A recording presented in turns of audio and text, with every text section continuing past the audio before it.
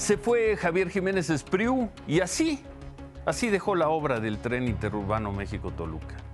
Al menos en esa zona de Observatorio y Santa Fe, la dejó como la recibió, incompleta, casi en el abandono. Como secretario de Comunicaciones y Transportes, Jiménez Espriu calificó el proyecto de muy caro, denunció que se compró el doble de trenes de los que se necesitaban y siempre se quejó de que era un barril sin fondo. Un barril sin fondo representaba esa obra maldita. Se quejó, pero así, como están viendo, así dejó las cosas. Así las presentamos el jueves de la semana pasada, por cierto.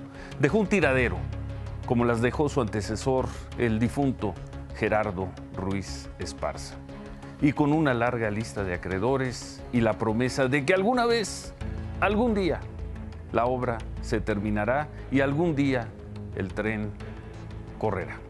Buenas noches. Hoy, por otras razones y no por las del tren México-Toluca, el ingeniero Jiménez Espriu renunció como secretario de Comunicaciones y Transportes. Veremos en un momento los detalles de su renuncia, pero antes, una vez más, se registró la cifra más alta de contagios en 24 horas. Se acaba julio y la maligna curva, lejos de aplanarse, sigue despuntando. En las últimas 24 horas, 8,438 contagios. Nunca en 24 horas se había registrado una cifra más alta. El número de contagios diarios sigue aumentando. Así se han ido tomando las decisiones en estos casi 5 meses de pandemia. Así se empezaron a tomar cuando casi no había contagios. Así se toman hoy. En los últimos 5 días, se han registrado en promedio 6,360 contagios de coronavirus al día. Pero hace 132 días, el fin de semana del Vive Latino en la Ciudad de México, la situación era muy distinta. El promedio de contagios diarios era de apenas 15. 20 días después, cuando el presidente anunció su plan económico para enfrentar la pandemia del coronavirus, los contagios diarios eran de poco más de 250. A principios de mayo vimos saturados los hospitales destinados a atender pacientes de COVID-19. Teníamos un promedio de 1,300 contagios diarios. El 30 de mayo terminó la jornada de sana distancia. Se anunció que los niños regresarían a las escuelas hasta que el semáforo estuviera en verde. Ya rebasábamos los 3,000 contagios diarios. Un mes después, la Ciudad de México comenzó con el semáforo naranja. Se reabrió el centro histórico, los hoteles, restaurantes y demás negocios. Los contagios diarios se ubicaban en 5,100. Hoy, después de 147 días de pandemia, la curva de contagios sigue subiendo con más de 6,000 casos diarios. Qué gráfica esa, nada más para tener una referencia. A principio de abril, cuando el presidente López Obrador, el primer domingo de abril, dio aquel mensaje donde anunció su plan económico para contener la crisis del coronavirus, el promedio en esos días, los 4 o 5 días previos a ese mensaje, era de 255 casos en cada 24 horas, 255, principios de abril. Esta noche los contagios fueron más de 8,000. 255 en abril, más de 8,000 esta noche de julio. Pues vamos a ver, nada más por no dejar la gráfica que al parecer no se aplanará nunca. Ahí está, ya sin comentarios, la vemos todas las noches. Ahí están los 8,438 contagios de hoy. La curva que empezaría a bajar por ahí de mediados de mayo, se acaba julio y no se ve para cuándo. Y bueno, y es que también se critica mucho al secretario de Salud, al subsecretario López-Gatell, las políticas, las decisiones de que el gobierno no pide usar el cubrebocas, en fin, pero pues también están los ciudadanos. Vamos a ver estas imágenes. Hay gente que sigue no solo desinteresada de su salud, sino que le importa un comino contagiar a quien sea. Anoche vimos a un par de señoras que no respetaban el control de aforo en Perisur, en la Ciudad de México, y hoy conocimos este video. Ocurrió en Tepic, estos hechos ocurrieron el martes en Tepic, hoy conocimos el video. Un hombre agredió al chofer de un camión. ¿Por qué? Porque el chofer le pidió que se pusiera el cubrebocas. Hijo de su puta madre, ¿quiere ver?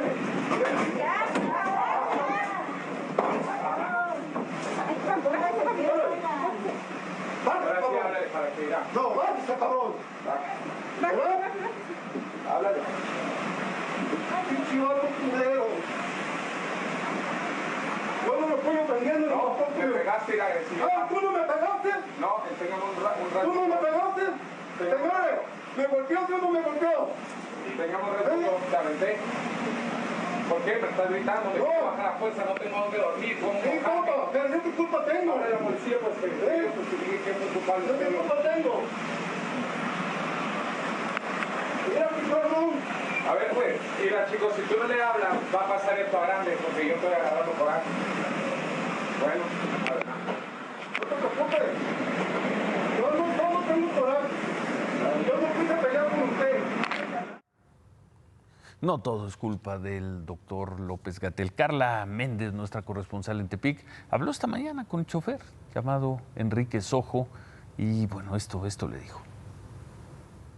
Yo lo único que fue exigirle el cubrebocas, que porque pues, a mí me castiga el gobierno, a mí me infraccionan. Y el señor me contestó con palabras antisonantes. A 911 hablé, no me hicieron caso.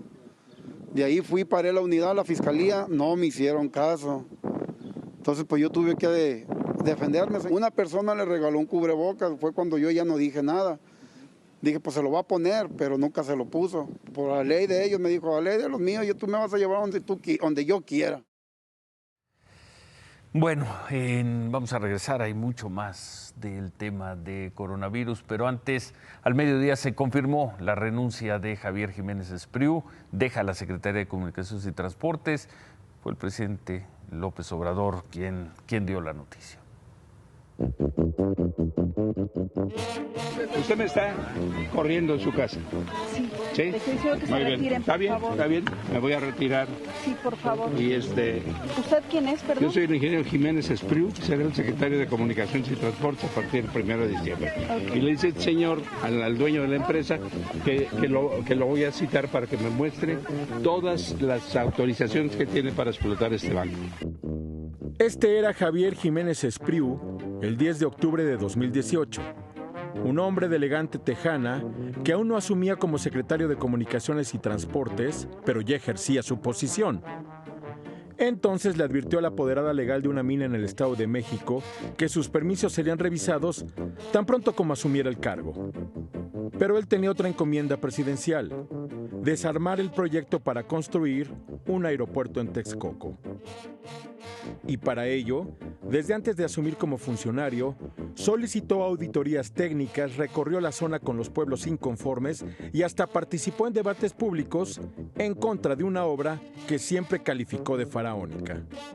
Y al cambiar la vocación del lago, están dejando de ser lago y lo van a convertir en una laguna. Con agua dice, control. con agua no dice eso, ¿eh? Con agua no dice eso. Pero sin agua, el lago... No, me refiero a la Comisión Nacional del Agua, no dice eso. Contrario a lo que siempre sostuvo el presidente López Obrador, Jiménez Espriu insistió en que las razones para cancelar el aeropuerto de Texcoco fueron técnicas y no por actos de corrupción. El hoy exsecretario también aportó una de las mejores reacciones al anuncio de enero de 2020, cuando el avión presidencial se dispuso para ser rifado. Se va a subastar. La rifa es un boleto y usted se lo gana, ¿no? Eso es lo que dijo el presidente. Lo vamos a vender. Que van a vender 6 millones de boletos a 500 pesos. Bueno, lo dijo esta mañana. No. Pero sí es factible eso. Que no creo. ¿Sí? ¿Con cuántos? 6 millones de boletos a 500 pesos. Sí. Dijo que es una de las 5 opciones. ¿Usted no lo ve? Yo creo que hay otras más próximas. Pero vamos a ver. Y luego de la duda, vino la adhesión. Ahora, si me pregunta usted cuál es lo que yo ya le dije al señor presidente, que compro 2 boletos. En su carta de renuncia fechada el viernes 17 de julio, Javier Jiménez Espriu explica que el motivo de su separación es un diferendo con el presidente López Obrador sobre quién debe estar a cargo de los puertos y la marina mercante en México. Él cree que debe ser responsabilidad de la Secretaría de Comunicaciones y Transportes como se hace desde 1970. Él, que debe ser la Secretaría de Marina quien debe poner orden y enfrentar la corrupción. Pero donde manda presidente no gobierna secretario. Por eso hoy, el presidente López Obrador, el secretario saliente y el secretario entrante, Jorge Arganis, se reunieron en Palacio Nacional para intercambiar elogios y un abrazo de despedida que al menos en público ya no se pudieron dar. Muchas gracias, ingeniero. Muchas gracias, presidente. Sí. Con todo gusto. Bueno, muchas gracias. Se va el ingeniero Jiménez Espriu. El último acto que tuvo como secretario fue acompañar a su ahora sucesor Jorge Arganis Díaz Leal y al presidente López Obrador. También estuvo ahí la jefa de gobierno Claudia Sheinbaum. Inauguraron una parte del nuevo edificio, la Terminal 2 del Aeropuerto Internacional de la Ciudad de México, un área de 8,000 metros cuadrados denominado Dedo L, que va a servir para apoyar la llegada y salida de vuelos que podrán atender aviones con capacidad de entre 100 y 150 pasajeros. Se va entonces el ingeniero Jiménez Espriu protestando porque la Marina se hará cargo de administrar y de vigilar los puertos, dejando, como vimos, en qué condiciones la obra del tren México-Toluca. Y por cierto, y para este programa, por fue un tema que seguimos, el ingeniero Jiménez Espriu fue el responsable de presentar el dictamen final del de la caída del aeropuerto 24 de diciembre del 2018, donde murieron la gobernadora de Puebla, Marta Erika Alonso, y su esposo, el ex gobernador y senador Rafael Moreno Valle, y otras 3 personas. 24 de diciembre de 2018, 15 meses después del accidente, el gobierno federal, en voz de quien hoy dejó de ser secretario de Comunicaciones y Transportes, informó eso que están viendo en pantalla. Es un accidente de causas múltiples, no debió haber volado, debió haber estado en tierra. Esa fue la conclusión a la que llegó el ingeniero Jiménez Espriu. ¿Quién llega a la Secretaría de Comunicaciones y Transportes? Jorge Arganis Díaz Leal. Es un ingeniero egresado de la UNAM que conoce bien al presidente López Obrador cuando fue jefe de gobierno de la Ciudad de México. El señor Arganis fue director de obra pública, antes trabajó en el sector privado, fue asesor de Pemex, recientemente ocupaba la dirección de la empresa PTI Infraestructura de Desarrollo, filial de Pemex. Esta empresa se encargó de definir al ganador de la preparación de los terrenos donde se construye la refinería de Dos Bocas en Tabasco. El señor Arganis tiene 77 años, 5 menos que el exsecretario Javier Jiménez Espriu. Y sobre estos temas, el lunes el presidente López Obrador informó que va a dar su conferencia de prensa en la mañanera en el lugar que conocíamos como hangar presidencial, pero que lo hará al pie del avión que llegó ayer, después de 19 meses de estar pues estacionado, parado en un aeropuerto en California. El presidente explicó que el avión regresó a México porque concluyó su mantenimiento y dio también esta razón para traerlo de regreso. Estaba en un aeropuerto en donde no había un buen resguardo, no tenía techo el hangar donde estaba a la intemperie. Está mejor aquí, más cuidado. Está mejor aquí, dice el presidente. Hoy se cumplieron 11 días del bloqueo, hablando de comunicaciones y transportes, 11 días del bloqueo a las vías del tren. Es un bloqueo que mantienen indígenas de la tribu Yaqui en el municipio, en la zona del municipio de Guaymas, en Sonora. Este pueblo yaqui exige a los gobiernos federal y estatal cumplir con los compromisos para el desarrollo social de la etnia. Según la Confederación de Cámaras Industriales, este bloqueo ha provocado una pérdida económica de más de 75 millones de dólares, porque según esto están detenidos 3,000 carros con 170,000 toneladas de producto y de pesos, y que se están afectando a unas 50 empresas. No es el único bloqueo de esta comunidad yaqui. Desde el lunes tienen bloqueados los 2 sentidos de la carretera federal México 15 a la altura del municipio de Cajeme. Esta carretera es la única que conecta al noroeste de México con Estados Unidos, aunque hoy los representantes de esta comunidad yaqui ya se tuvieron una mesa de diálogo con las autoridades, pero no se llegó a ningún acuerdo y los dos bloqueos, al menos hasta hace 15 minutos, el bloqueo a las vías del tren y de la carretera continuaban. En otras cosas, por tercera ocasión en menos de una semana, el que se denomina Grupo de Élite del Cártel Jalisco Nueva Generación difundió un video en redes sociales. Esta vez aparece quien en el video dice ser el comandante R2. Lleva un uniforme tipo militar, como los que vimos la semana pasada, y lo acompaña un lanzagranadas. En su mensaje amenazó al líder del cártel de Santa Rosa de Lima, José Antonio Yepes, a quien le dicen el Marro, le dice que sus días están contados. Este sujeto que aparece en el video, el comandante R2 o el doble R, fue identificado el lunes por el secretario de Defensa Nacional, por el general Sandoval, como uno de los líderes de ese grupo de élite del cártel Jalisco. Sobre el debate que se ha dado, cambiando de tema, por las bebidas azucaradas, por los refrescos fundamentalmente, y su relación con las muertes por coronavirus. Hoy el director de Control de Enfermedades de la Secretaría de Salud, Ruy López Ridaura, dijo que el coronavirus llegó, así lo dijo, llegó a un país que ya estaba enfermo. Cuando hablamos de que si se le echa la culpa o no a este problema, creo que es muy importante considerar que esta pandemia nos llega en un país enfermo, en un país que tiene este gran problema de enfermedades crónicas, ¿no?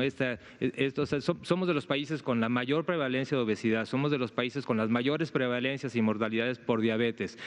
Sería muy difícil pensar cuando ya en todos los otros países se ha demostrado también que estas enfermedades aumentan el riesgo de muerte por COVID, que aumentan el riesgo de complicaciones por COVID. Pues este es el escenario en el que estamos.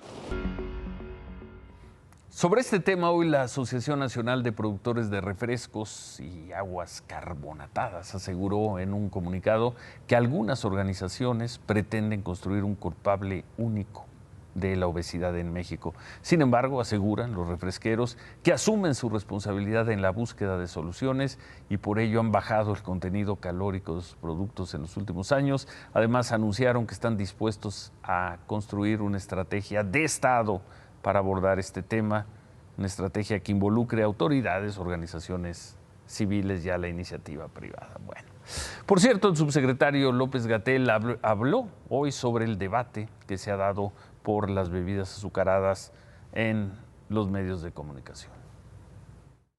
Que cada quien declare, eso sería lo muy deseable, cuáles son sus intereses. Yo lo he dicho aquí, usted sabe cuál es mi opinión respecto a los medios de comunicación.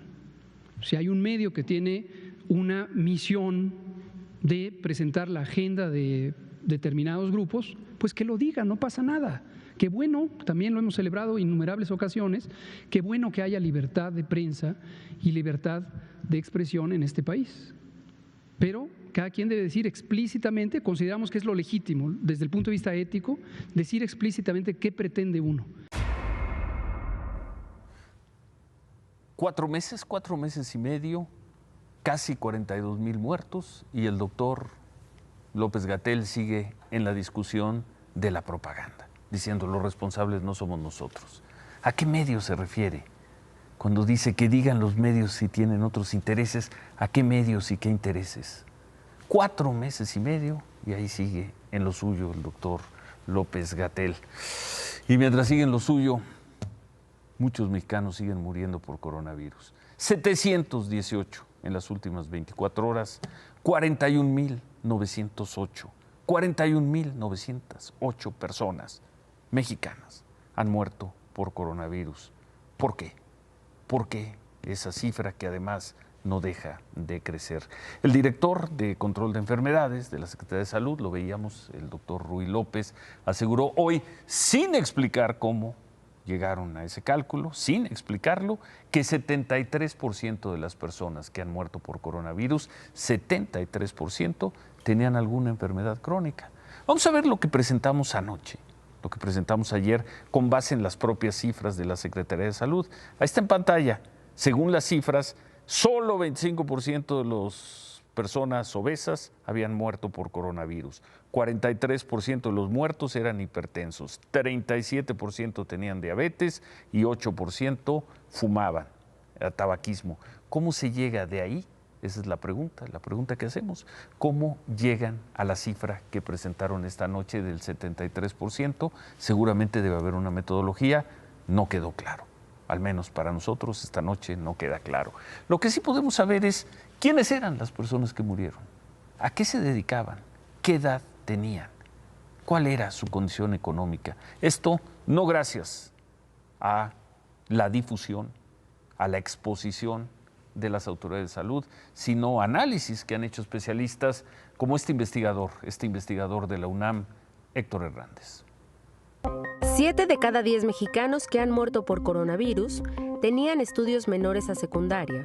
De acuerdo con un análisis del investigador del Centro Regional de Investigaciones Multidisciplinarias de la UNAM, Héctor Hernández, tan solo el 29% tenía estudios mayores a preparatoria. Bajo nivel educativo está asociado con empleos precarios, con ingresos bajos, con vivienda precaria y con bajo acceso a servicios, y en este caso particularmente a servicios de salud. De acuerdo con un análisis basado en 40.417 actas de defunción, este estudio determinó que el 40% de las personas fallecidas tenían empleos como obreros, operadores de maquinaria o choferes. 46% de las personas que han fallecido no tenían empleo, eran jubilados o amas de casa. Este análisis refleja que han muerto por COVID-19 más de 9,000 amas de casa, lo que representa el 67% de las mujeres que han fallecido por esta enfermedad.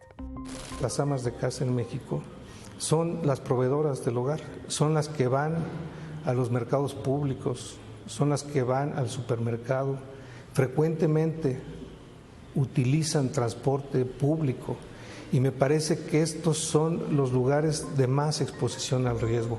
Y la población más afectada por esta enfermedad son las personas que tenían entre 40 y 69 años de edad.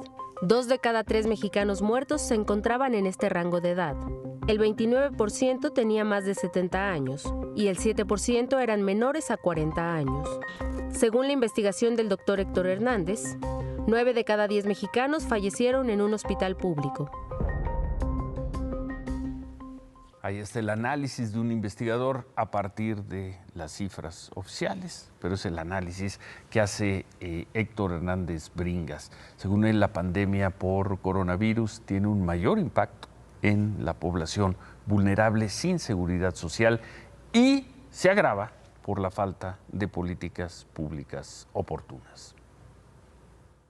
La pandemia nos toma muy mal parados, en un momento muy complejo, porque estábamos en una especie o supuesta transición del Seguro Popular al INSABI. Estábamos avisados desde antes, desde diciembre, que se dieron los primeros casos en Asia, ¿no? En China. Y yo lo que creo es que no se planeó adecuadamente el tema de los apoyos a las familias. Bueno, pues ahí está la información. Seguimos tratando de interpretar, no es cuestionar, no es negar lo que está informando la autoridad, simplemente estamos tratando de comprender cómo manejan la información. Nosotros también llevamos 4 meses y medio tratando de comprender parte o mucha de la información que difunden. Por cierto, hoy el INEGI dio a conocer que las agencias funerarias reportaron un aumento muy sensible en sus servicios debido a la pandemia. Según el INEGI, las agencias grandes reportaron un aumento de 47% entre febrero y mayo. Las agencias medianas tuvieron un aumento, 25%, y las agencias funerarias tuvieron pues también un aumento en sus ingresos de los pocos sectores de la economía que tuvieron un aumento de ingresos de 17%. Y es que pues no solo han recibido a los mexicanos, sino también a mexicanos que vienen de Estados Unidos, como esta historia. Vamos a verla el miércoles. La semana pasada, Crescencio Flores fue uno de los 1,780 mexicanos muertos de COVID en Estados Unidos que regresaron a su tierra, en este caso a Puebla, para ser enterrado. Huehuepiaxtla, un poblado de 245 habitantes perteneciente al municipio de Axutla en Puebla, es un oasis de remesas rodeado por la pobreza de la Mixteca poblana. De aquí era originario Crescencio Flores y aquí volvieron sus restos después de 20 años de buscarse la vida en Estados Unidos. Junto con otros 3 hermanos, Crescencio migró a Nueva York y ahí se dedicó a la construcción de campos de golf, pues había estudiado ingeniería civil. En abril, Gerardo, el mayor de todos y el único que no emigró, buscó a sus hermanos preocupado por el desfile de ataúdes en Nueva York a causa del coronavirus. Le aseguraron que estaban bien, pero le mintieron.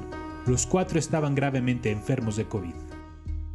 Todavía el viernes 17 de abril, el reporte médico era en el sentido de que pues, ya presentaba algunos signos de mejoría, muy leves, pero finalmente era mejoría. Yo me disponía a venir a visitar a mis papás para darles la buena noticia de que mi hermano estaba hospitalizado, pero estaba bien y que pronto iba a salir bien.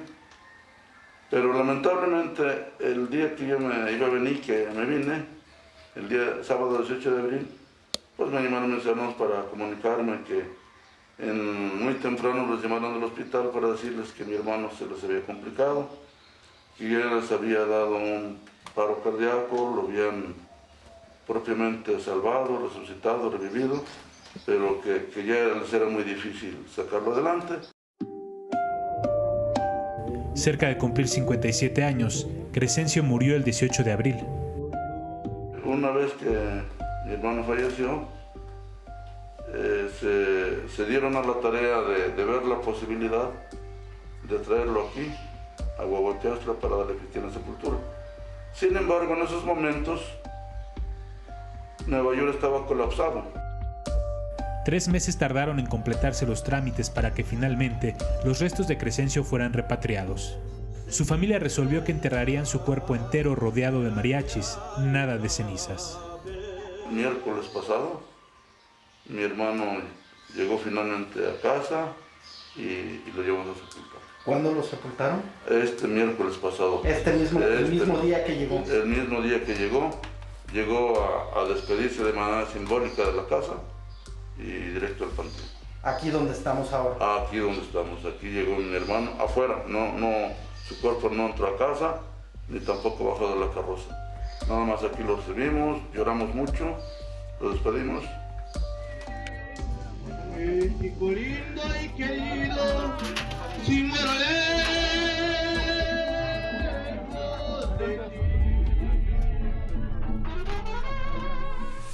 Bueno, así están las cosas en el mundo. Estados Unidos rebasó los 4 millones de contagios y Brasil pues va camino a los 2,5 millones.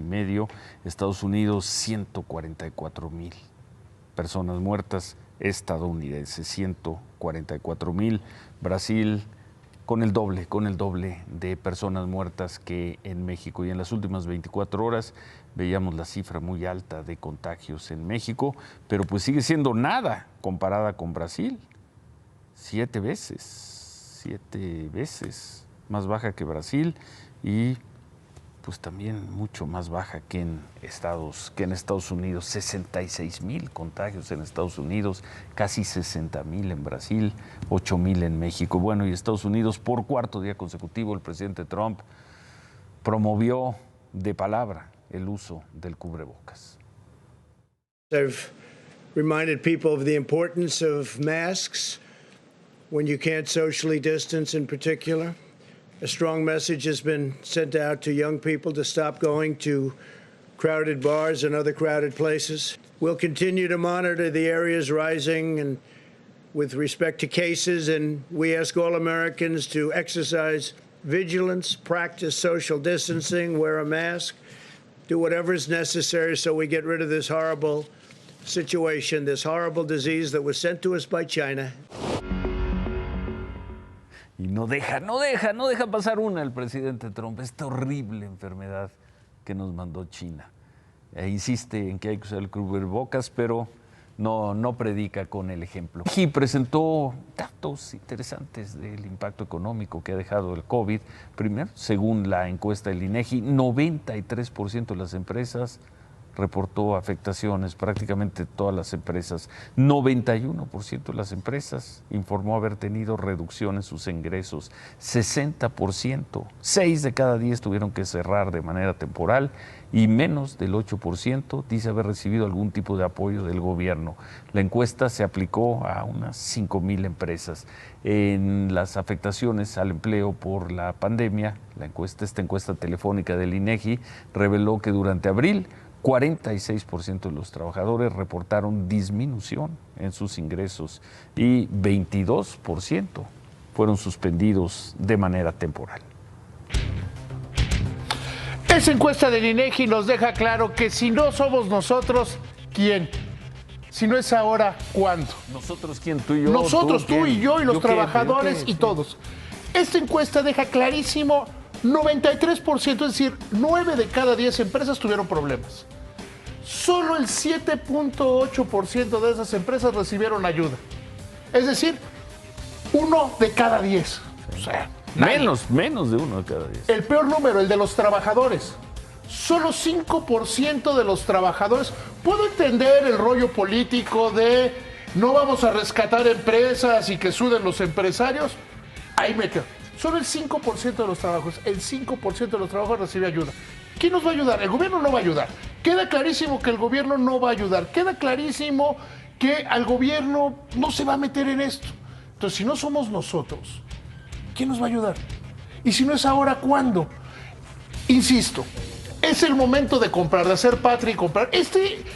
Bueno, aparte de eso, porque tú y yo no somos empresarios, ¿qué más podemos hacer? Salir a comprar. Y aparte de ir eso, a comer a un restaurante. Comprar, que es consumir. ¿Qué más? Consumir. ¿Y ya? Y ser generoso. Consumir con cuidados. A ver, es que... Porque luego nos critica mucha gente. No, dicen, es que no hay... Son unos irresponsables. A ver, hoy un restaurante es uno de los lugares más asépticos que puede ser. Bien, ya lo has dicho. ¿Pero qué más? No, es que parece consumir. Que no entienden. Sí. O sea, parece que hay quienes no entienden estas cosas. Es consumir. Es no posponer decisiones de compra. Si una familia, si una persona se puede comprar un carro, que se lo compre. Sí, tiene el dinero. Por si eso, no ha perdido el empleo, si no está... Empecé con el condicional, sí. Bueno, sí. Sí puedes comprarte una casa. Hoy las tasas de interés son las tasas más bajas de toda la historia de la banca. El gobierno no va a ayudar, quedó claro con esta encuesta. Porque además con el gobierno ya pasó la peor parte, con los acuerdos fiscales las cosas van saliendo. 8,000 contagios hoy, más de 8,000 contagios hoy. Los contagios se están dando por las pequeñas reaperturas y además esas extrañas reaperturas. Permites que se abran las iglesias, pero no permites que se abran los gimnasios. Como dices tú. Sí, hoy por ejemplo Nelson Vargas me decía que él ya debe 50 millones de pesos. ¿Y por qué? ¿Cuál es la diferencia de una iglesia y un gimnasio? En las iglesias hay alabanza y se canta y sale saliva. Bueno, está bien. ¿Ya? Pues yo creo que es fundamental que lo hagamos nosotros. No va a venir apoyo del gobierno. 5 de cada 100 trabajadores han recibido un apoyo. Eso sí, tienen conferencia de prensa todos los días. Pero nadie. Bueno, lo tenemos que hacer nosotros. Remátala, David. Veamos los mejores momentos de Javier Jiménez Espriu como secretario de Comunicaciones y Transportes. Gracias, comisario. Cabalgue hacia la noche. Se cumple una semana de la llegada a México de Emilio Lozoya.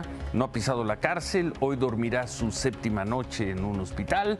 La Fiscalía General de la República confiaba que para mañana, viernes, un juez de control lo llamaría a la audiencia inicial de vinculación de proceso. Confiaba que mañana iniciaría el proceso del juicio.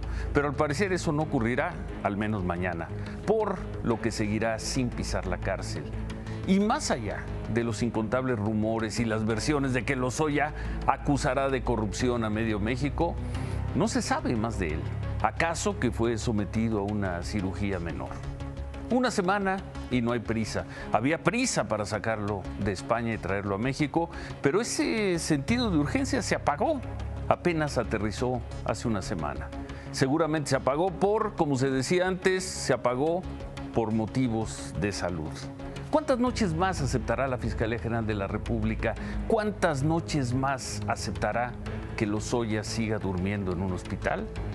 ¿O será que ya la única urgencia que queda es la de la sala de un hospital? Una semana. Se quedan con ¿Qué importa? Gracias, buenas noches. Ánimo.